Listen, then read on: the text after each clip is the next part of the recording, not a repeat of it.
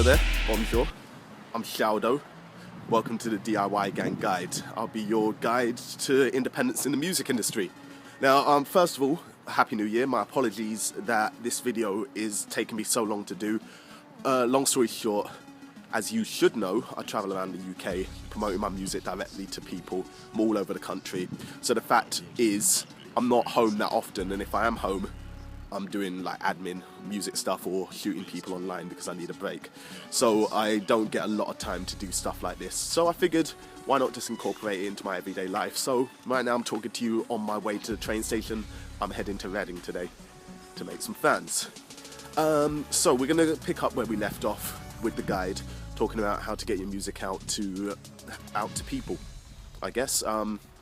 Today I'd like to talk about online stuff, social networking, etc, etc. I'm going to revamp the format of this a little bit, make it a little bit quicker, a little bit more bite-sized. So I'll hit you with some key information. We'll elaborate on it in future videos, but the key is, you know, for you to pick this up, watch it, and to get a little bit of information. So let's get into this. Social networking, it's bloody fantastic, really good, but my advice is do not overly rely on it. Don't make it your only method of getting people to know about your music. You know, there are people who literally make a tune, post it on Facebook to a couple of their friends, and think that's the extent of the situation, and it's really not. You have to, I don't know, you have to maintain a presence across the internet as well as a personal presence as well. You need to be more than just on the internet. You also need to be physically an artist, but we're talking about the internet today. So Facebook, first of all, if you haven't started up an artist page, do that. Fully do that. Make sure you've got, you know, your personal page as well as an artist page. I don't actually have a personal page in my own name. I'm Shao. That's all that exists online. But yeah, personal page. Get your likes up. You know, make use of the little tabs. I'm sure you can put your music on there with SoundCloud, etc, etc. If you've got your Fanbridge mail account set up, which I suggested to you to do, then you can also set up a tab on your Facebook page where people can sign up to your mailing list directly through that.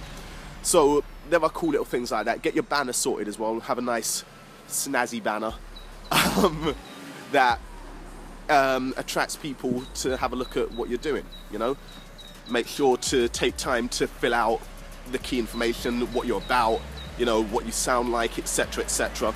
Give people as much information as possible. It's going to take time to build up those likes, but the earlier you do it, the better. You know, those hundreds will turn to thousands, and you'll feel better for it. And you know, you can really use that as leverage when you're trying to network with people on Facebook or the wider world. You can send them to your Facebook page and say, well, look, this is how many people like me, and it just makes it a little bit more legitimate. Twitter is similar. Problem with Twitter is that, you know, obviously people buy people buy followers on Twitter, and it's, I don't know, Twitter's cool. You know, some people actually, you know, look at Twitter followers and take that as the be all and end all. Do the same with Twitter. You know, just get your Twitter followers up as much as you can. Do as much as you can to just get yourself out there and get as many people knowing about you as possible. Really, like I said, you just want to maintain a presence across the internet. So get your Facebook up, make sure you've got that Facebook page, get your Twitter followers. Make sure you've also got a YouTube channel in your artist name.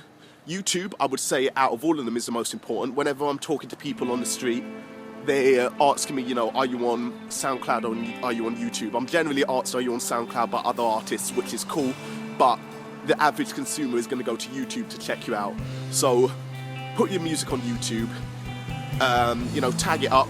If you're worried about people downloading it for free, you can put little audio tags in it just to say blah, blah, blah, whatever, just so that if someone downloads it, they're going to be hearing your voice all over it. Don't over-abuse it, but it's up to you. You know, if you don't care if people download it for free, just put it up there just so that people have something to listen to. But yeah, get your YouTube, focus on getting your subscribers up before over your views, I would say, because your subscribers are your long-term benefit. And what I mean by that is, you know, you may only be getting 100, 200 views at first, but if you build your subscribers and you get 100, 200 subscribers, then you know that every time you're putting out something, a good amount of those people are going to watch it. And that's going to build up, build up, build up, build up. So yeah, focus on getting people to subscribe to your YouTube more than worrying about the views. Those will come with the subscribers. What else can I suggest? I told you about the mailing list before. I'm not going to repeat myself on that. Website.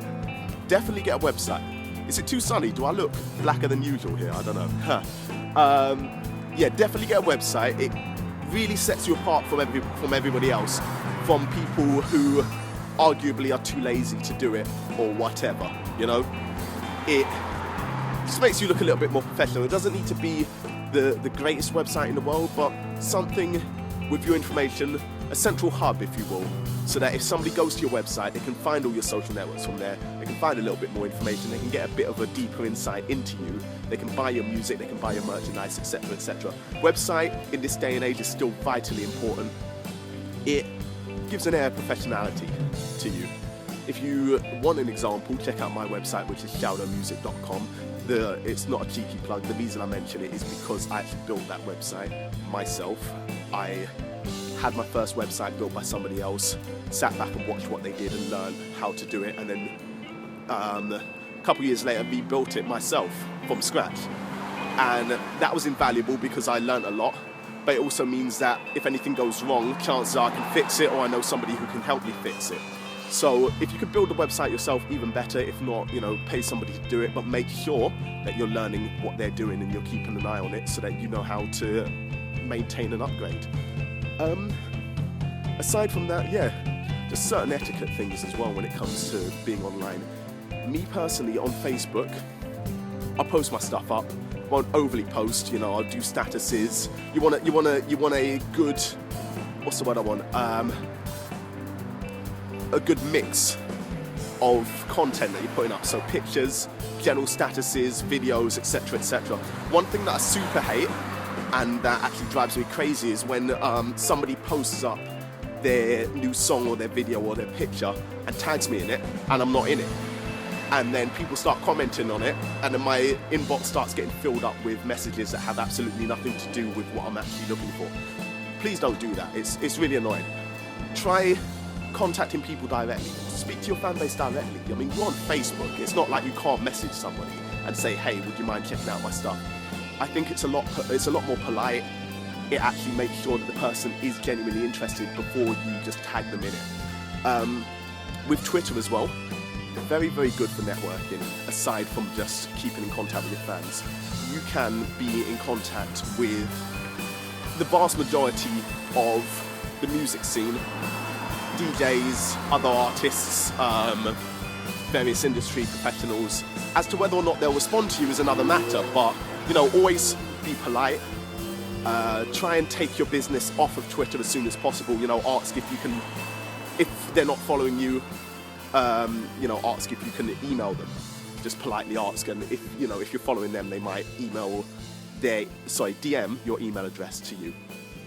But yeah, try and keep your business off of Twitter as much as possible. You know, use it for the initial introduction, but don't air all of your business, because trust me, people will be watching, people will be copying, and you want to keep some things to yourself.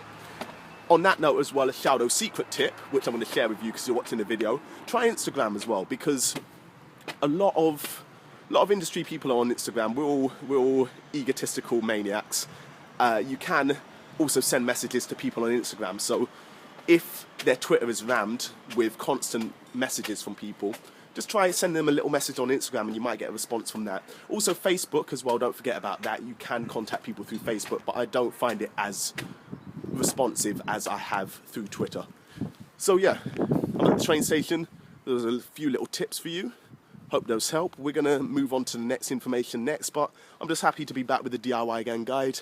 Hopefully I've given you some information. It's the D, it's the I, it's the Y, it's the gang. I'm Shao. Peace. DIY Gang, DIY Gang.